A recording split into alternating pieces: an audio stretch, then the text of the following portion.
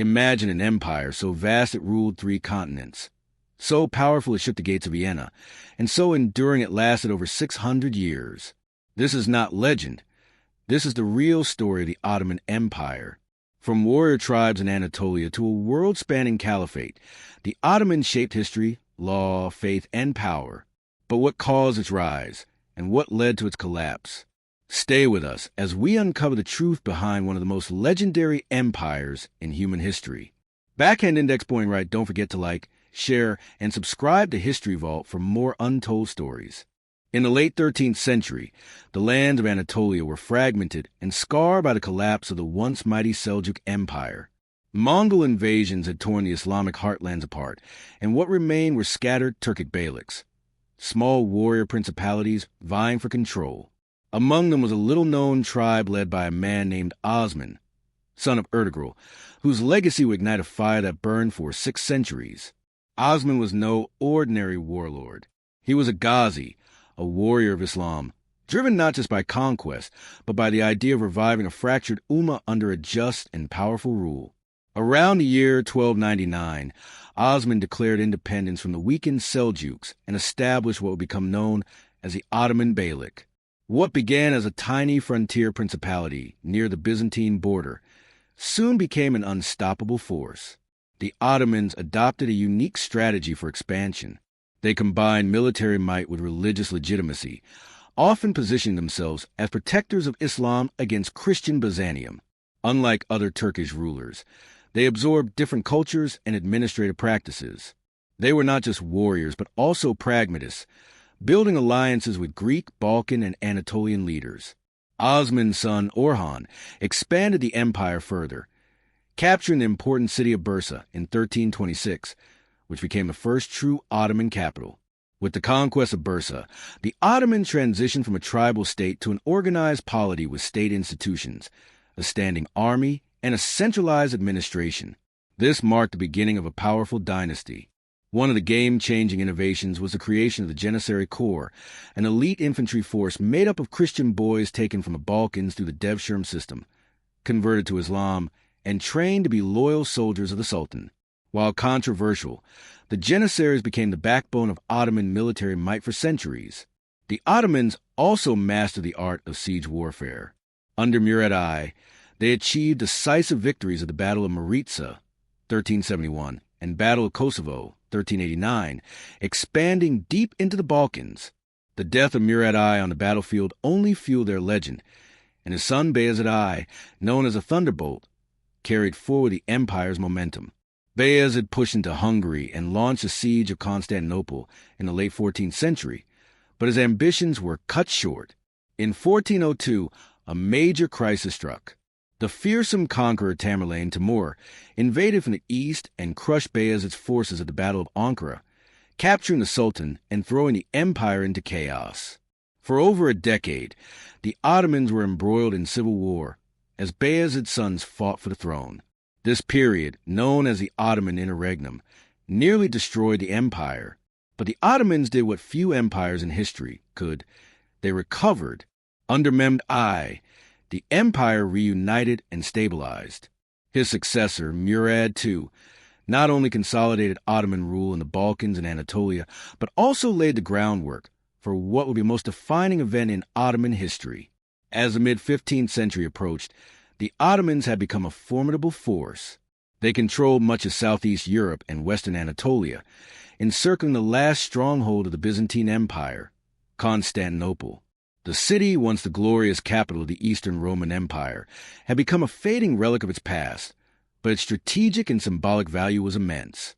In 1451, a new sultan came to power, Mehmed II, just 19 years old. Known later as Mehmed the Conqueror, he was brilliant, ambitious, and obsessed with fulfilling a prophecy that a Muslim ruler would conquer Constantinople and unite the East and West under Islam. Mehmed immediately began preparations for an epic siege. He constructed the mighty Rumeli fortress on the Bosporus, cutting off the city from aid. He ordered the casting of massive cannons, including the legendary Basilica, one of the largest guns ever made at the time. With a massive army, naval fleet, and military genius, he laid siege to Constantinople in April 1453. For nearly 2 months, the ancient city resisted. But on May 29th, 1453, the Ottomans broke through the walls and stormed the city. Constantine XI, the last Byzantine emperor, died fighting, and with his death, the Eastern Roman Empire came to an end. Mehmed rode into the Hagia Sophia, converted it into a mosque, and declared Constantinople the new capital of the Ottoman Empire. This moment did not just symbolize the fall of an empire. It marked the beginning of a new era. The conquest of Constantinople stunned the Christian world and established the Ottomans as a global power. Mehmed was hailed as Caesar of the Romans and Sultan of Islam, and the empire entered its golden age. But this was only the beginning. The Ottoman Empire would go on to become a superpower, ruled by a series of visionary and sometimes ruthless sultans who expanded its borders, transformed Islamic civilization, and challenged the might of Europe. The fall of Constantinople in 1453 marked not just the end of the Byzantine Empire, but the birth of a new Ottoman age.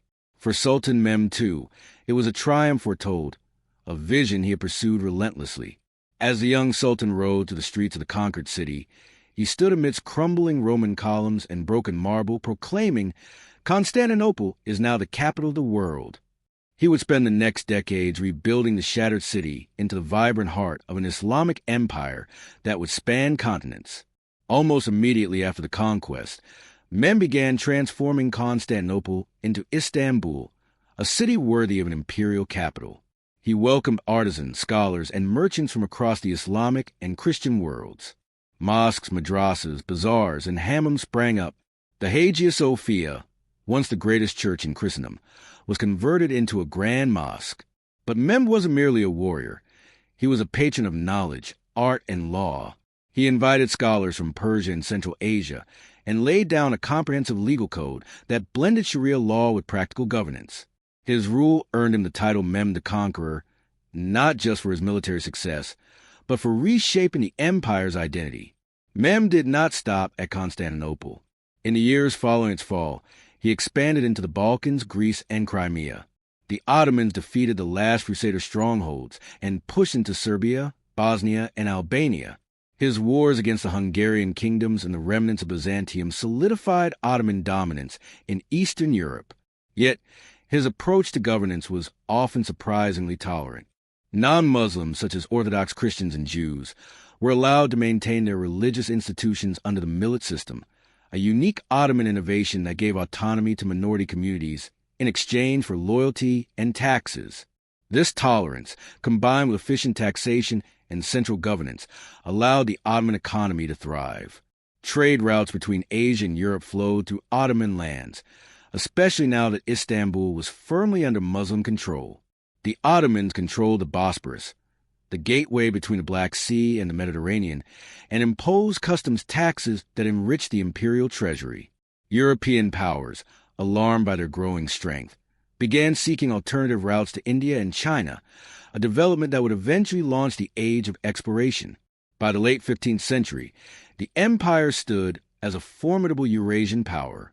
But it was the 16th century that would usher in the Ottoman Golden Age, an era of unrivaled cultural brilliance, administrative reforms, and military conquests that would place the Ottomans at the peak of their might.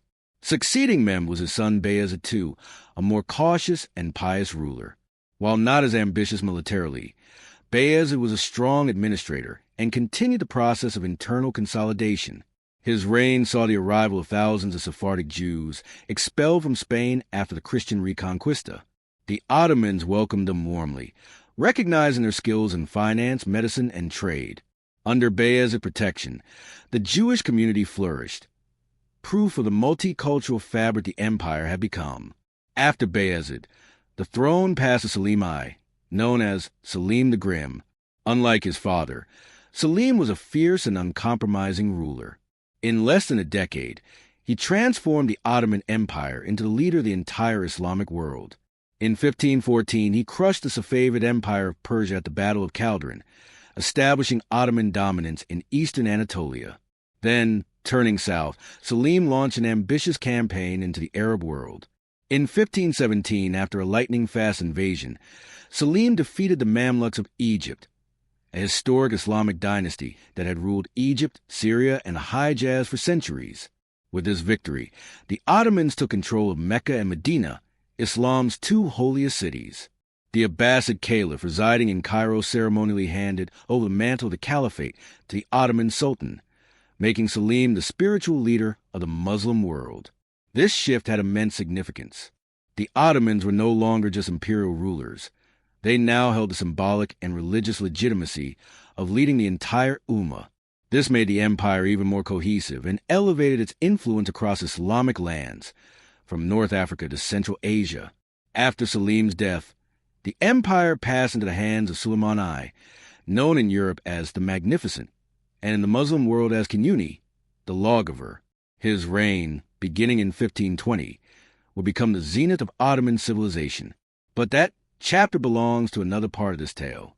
Before his time, the groundwork had already been laid by visionaries like Mehmed and Selim. The empire had evolved from a tribal frontier state into a centralized, religiously legitimate, and culturally rich superpower. The Janissary Corps had grown into an elite army feared across Europe. The bureaucracy was disciplined and well-oiled, with viziers, pashas, and provincial governors managing the vast lands from the Balkans to the Arabian deserts. Istanbul itself became a beacon of Islamic art and scholarship. Schools of theology flourished. Calligraphy, miniature painting, and architecture reached new heights. The city skyline, now dotted with domes and minarets, symbolized a union of religion and power. But even amid this brilliance, shadows loomed. The empire's military and administrative success was tied tightly to strong sultanic leadership. When strong sultans ruled, the empire expanded and prospered. But when weaker rulers took the throne, factions within the court, especially the Janissaries and palace eunuchs, often vied for influence. This pattern would later become a vulnerability. Yet for now, the empire was ascending. Europe trembled at its gates. Persia watched nervously, and the Islamic world looked to Istanbul for leadership and protection. The Ottomans stood unrivaled in their ambition, their belief in destiny, and their grip on the world's most vital crossroads. As the 16th century unfolded, the sun of Ottoman glory rose higher than ever before. But with such greatness, history always whispers a warning. Every empire that rises must someday face decline.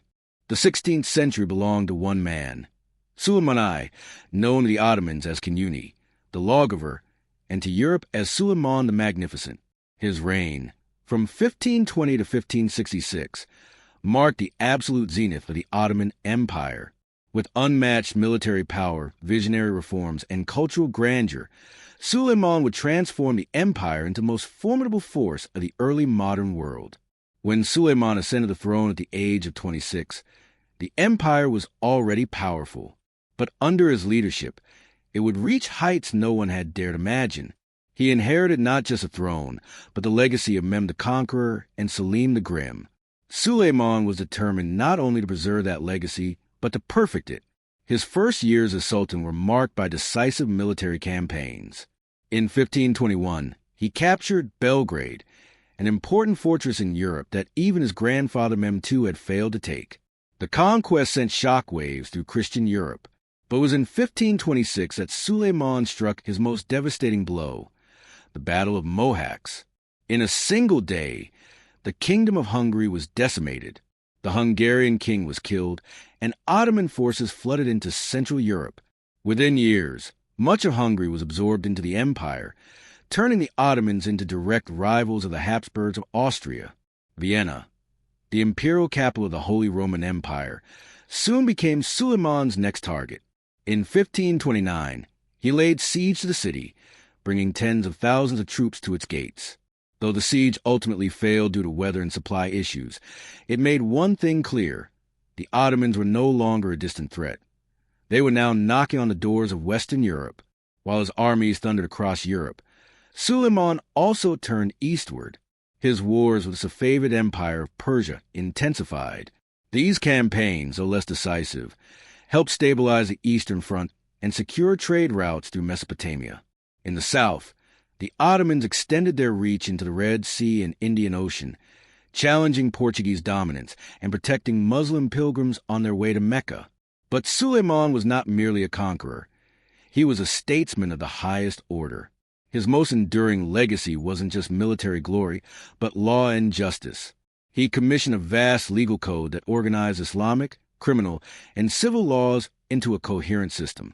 This earned him the title Kanuni, the lawgiver. His reforms brought consistency across the diverse empire, whether in the Arab lands, the Balkans, or Anatolia. Taxation, land distribution, inheritance, and trade were all streamlined under his rule. Suleiman also took administration to new levels of sophistication. The imperial bureaucracy became a well-structured machine, powered by competent viziers and overseen by the Grand Vizier, his chief minister. Under his patronage, the empire's civil service flourished, and merit, rather than just lineage, began to determine rank and promotion. It was a rare model for the time, one that drew admiration and envy from Europe alike. At the heart of Suleiman's court stood a man whose name would become legendary, Pargali Ibrahim Pasha, his childhood friend, who rose to become Grand Vizier. Together, they oversaw a golden age of diplomacy, architecture, and internal harmony. But palace politics are never still. Ibrahim's growing power and perceived arrogance sowed distrust, and in 1536, Suleiman ordered his execution, a stark reminder that even friendship could not override the demands of imperial survival. And then there was Hurrem Sultan, better known in the West as Roxolana, a slave girl from modern-day Ukraine who rose to become Suleiman's legal wife and queen. Their love story was unprecedented in Ottoman history. Hurrem wielded immense influence in court affairs, broke traditions by living in the palace, and even corresponded with foreign rulers. Her rise marked the beginning of what historians later called the Sultan of Women, a period when women of the imperial harem played key roles in political decisions. Meanwhile, the empire's artistic and cultural life flourished like never before.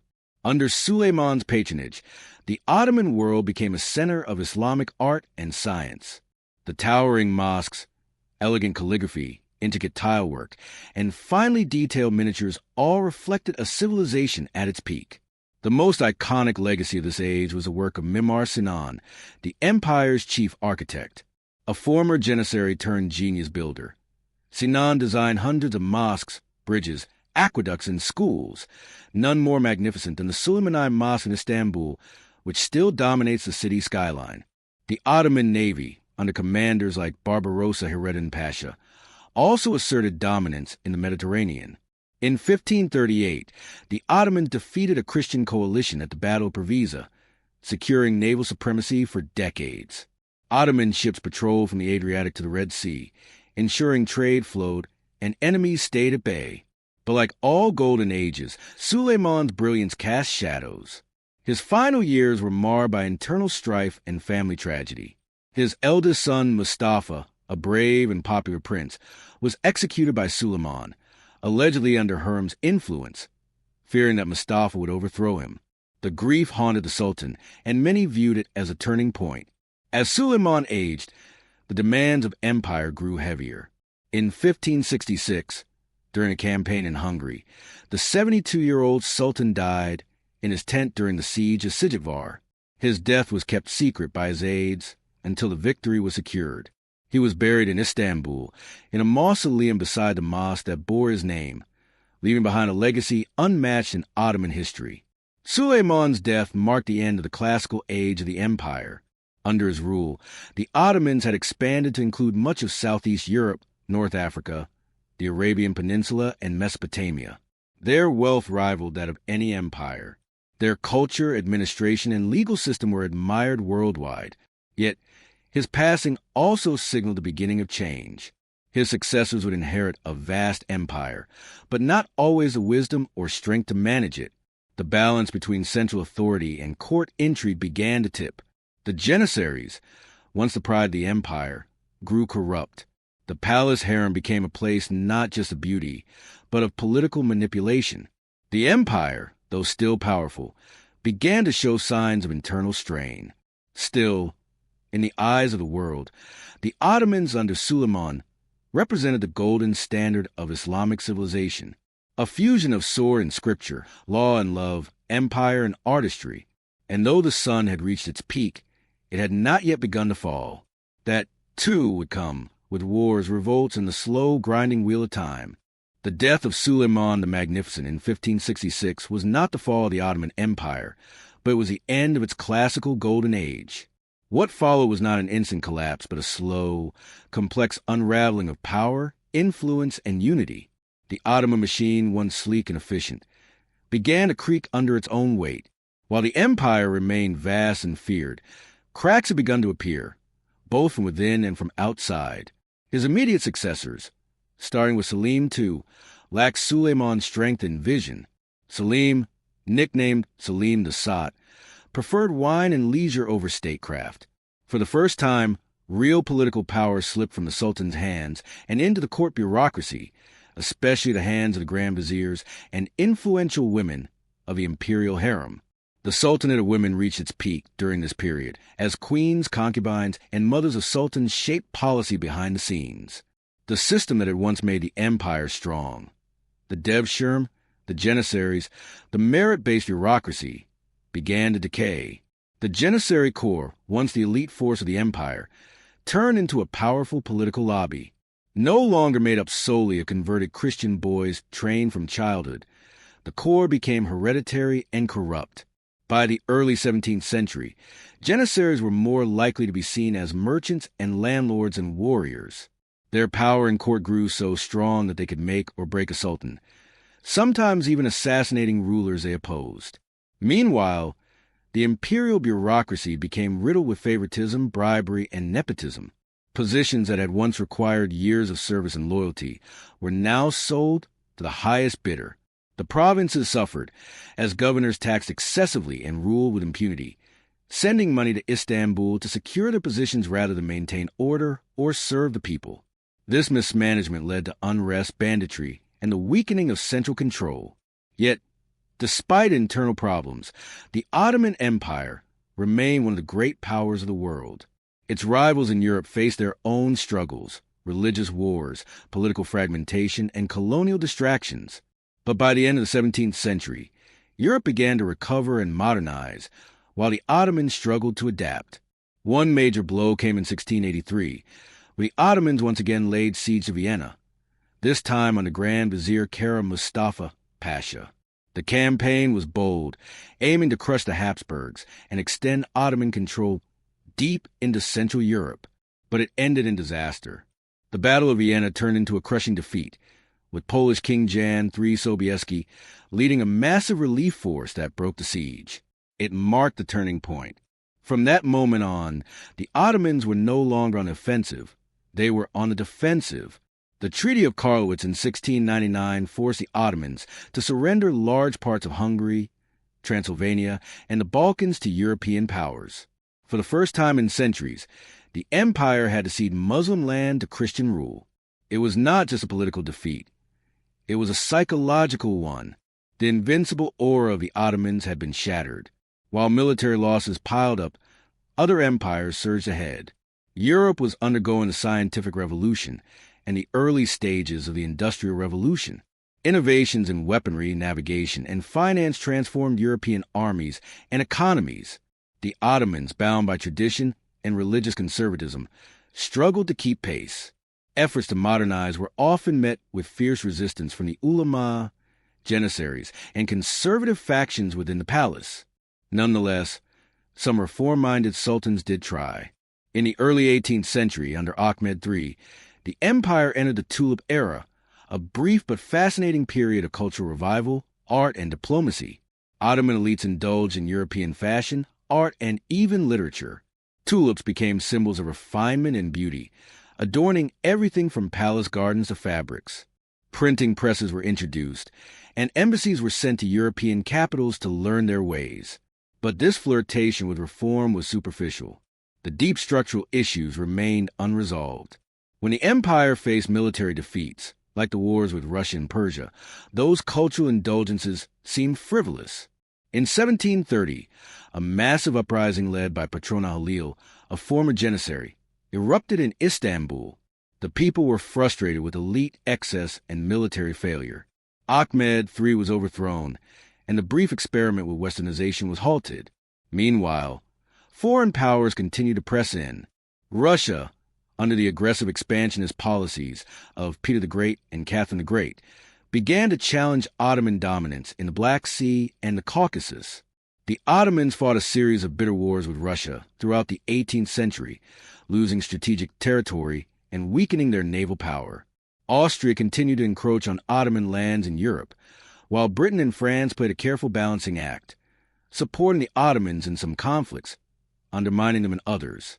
In North Africa, Ottoman control weakened as local rulers like the Beys of Tunisia and Algeria asserted independence, even while nominally recognizing Istanbul's authority. Amidst all this, the empire remained vast and culturally rich. It still ruled over millions across 3 continents. Its cities bustled with markets, mosques, and universities. Its legal system, while under strain, still functioned. Its architectural legacy continued to flourish in places like Damascus, Cairo, and Sarajevo.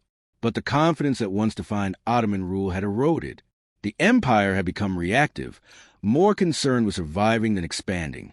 In the provinces, nationalism began to stir. Ethnic groups like the Serbs, Greeks, and Armenians began to rediscover their identities, often inspired by Enlightenment ideas filtering in from Europe. These early sparks of rebellion would become flames in the next century. By the end of the 18th century, it was clear the Ottoman Empire was no longer the terrifying force it once had been. It had entered an era of slow decline.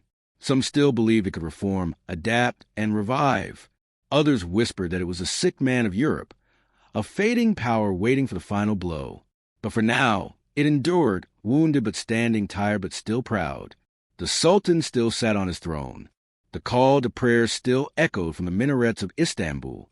The crescent still flew over lands stretching from the Danube to the Nile.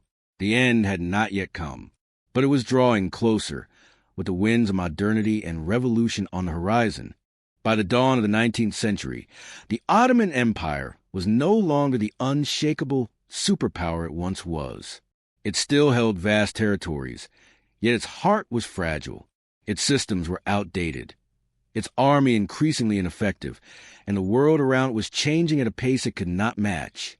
New ideologies, nationalism, liberalism, industrialism, were reshaping Europe, and the Ottoman state was struggling to keep up. It was no longer a question of expansion or even survival. It was a question of whether the empire could transform fast enough to save itself from total collapse. Internally, the empire was plagued by unrest. The multi-ethnic composition that had once been a source of strength was now a ticking time bomb. Inspired by European nationalism and Enlightenment ideals, subject peoples Greeks, Serbs, Bulgarians, Armenians, Arabs began to demand independence or autonomy. These were not small revolts. The Greek War of Independence in the 1820s was a brutal, prolonged conflict that shook the Ottoman court. With European powers like Britain, France, and Russia stepping in to support the Greek cause, the Ottomans were eventually forced to accept the loss of Greece in 1832, a psychological and territorial blow. At the same time, the empire's military defeats became more frequent and more humiliating. Russia became the greatest external threat. A series of devastating wars in the 19th century forced the Ottomans to cede large territories in the Caucasus, Crimea, and the Balkans. The Treaty of Cukuk-Kainarka in 1774 had already allowed Russia to claim the right to protect Orthodox Christians in the empire, an excuse used to intervene politically in Ottoman affairs. This pattern repeated itself throughout the century. The Ottomans could rarely fight back successfully, realizing that the old ways would not be enough. Reformers within the empire attempted radical changes. The most significant of these efforts came in the form of the Tanzimat reforms, 1839 to 1876. These reforms aimed to modernize the army, centralize the government, improve education, and guarantee equal rights to all subjects, regardless of religion. New civil codes, modern schools, and newspapers appeared. Bureaucrats and intellectuals championed the idea of Ottomanism, an attempt to forge a unified identity among the empire's diverse peoples. But the reforms came too late and were unevenly applied. While cities like Istanbul, Beirut, and Cairo saw progress, much of the empire's rural and tribal areas remained unchanged. Moreover, the promise of equality only increased tension. Muslim conservatives resented giving Christians and Jews more rights, while minorities still felt excluded from true power. The dream of unity was slipping further out of reach. Meanwhile, the economy deteriorated. Facing repeated wars and poor financial planning, the Ottomans became increasingly reliant on European loans. By the mid-1800s, the empire was essentially in debt bondage, its finances controlled by foreign creditors. Ottoman ports, customs, and even railways came under European influence. Istanbul was beginning to resemble a colony more than a capital. In the midst of this chaos, one man sought to reassert Ottoman authority, Sultan Abdülhamid II. Coming to power in 1876, he suspended the newly created constitution and parliament, ruling instead as an autocrat. He expanded the secret police, suppressed dissent, and promoted pan-Islamism, uniting Muslims under the caliph's spiritual authority. His reign was marked by modernization on one hand, building railroads, telegraphs, and schools, and brutal repression on the other. His crackdown on Armenians in the 1890s would later foreshadow far greater tragedies. Yet Abdülhamid's reign could not halt the empire's fragmentation. In 1908, a group known as the Young Turks, mostly military officers and intellectuals, launched a revolution. They reinstated the constitution, curbed the Sultan's powers, and promised a modern, secular, and unified empire. Initially hailed as saviors, the Young Turks soon faced the same realities their predecessors had: rebellion, war, and disunity. Then came the final blow, the First World War. In 1914, the Ottoman Empire joined the Central Powers, siding with Germany and Austria-Hungary. The decision made by Young Turk leaders would seal the empire's fate. The Ottomans hoped to regain lost lands and restore their prestige. Instead, they found themselves fighting on multiple fronts, from the brutal Gallipoli campaign against British and Anzac forces to the draining battles in the Caucasus and the deserts of Arabia. One of the darkest chapters in Ottoman history unfolded during this time: the Armenian Genocide. Between 1915 and 1917, the Ottoman government deported and massacred over 1 million Armenians, accusing them of collaborating with Russia. The atrocities remain one of the most controversial and painful events of the 20th century and a lasting stain on the empire's legacy. Meanwhile, in the Arabian Peninsula, a revolt was brewing. Backed by the British, Sharif Hussein of Mecca launched the Arab Revolt, undermining Ottoman control across the Middle East. The famed British officer T. Lawrence, or Lawrence of Arabia, helped coordinate Arab tribal forces that dismantled Ottoman garrisons town by town. The empire's grip on the Arab world was broken. In 1918, the war ended in utter defeat. The Ottomans signed the Armistice of Mudros, and Allied forces occupied Istanbul. Under the Treaty of Sèvres in 1920, the empire was carved apart. Greece claimed Western Anatolia. Armenia declared independence. France and Britain divided the Arab provinces. The empire was being dismembered geographically and politically, but out of the ashes, a new force rose. A former Ottoman officer, Mustafa Kemal Pasha, refused to accept the terms of surrender. Leading a nationalist resistance movement from Ankara, he rallied the remnants of the Turkish people. Between 1919 and 1922, his forces fought the Turkish War of Independence, defeating the Greeks and pushing out occupying forces. His vision was not to save the Ottoman Empire, it was to bury it.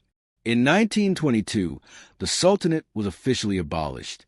Sultan Mehmed VI fled Istanbul on a British warship, the last of his line to rule. 2 years later, the Caliphate, too, was abolished. In its place, Mustafa Kemal, now known as Ataturk, declared the Republic of Turkey. The transformation was total. The empire that had stood for over 6 centuries was no more. In its place stood a secular, nationalist, and modern Turkish state, one that rejected the Ottoman past in favor of a new identity. But the legacy of the Ottomans did not vanish. Their architecture still adorned cities from Sarajevo to Damascus. Their legal reforms shaped modern law in many Muslim countries. Their language, culture, and history remain woven into the DNA of the Middle East, the Balkans, and beyond. For over 600 years, the Ottomans had stood at the center of world affairs. Their story is one of triumph and tragedy, innovation and decay, faith and brutality. It is not a simple tale, but one that continues to echo today. In politics, culture, and memory, empires rise, empires fall, but some never truly disappear. From the sword of Osman to the exile of the last Sultan, the Ottoman Empire's journey is one of glory, betrayal, brilliance, and collapse. Its echoes still live on in the mosques of Istanbul, the laws of the Middle East, and the identities of millions. History didn't forget the Ottomans, and neither should we. If you were moved by this tale of rise and ruin, conquest and culture, Backhand Index pointing right, hit that like button, leave a comment, and subscribe to History Vault, because this is just one chapter in the great book of forgotten empires.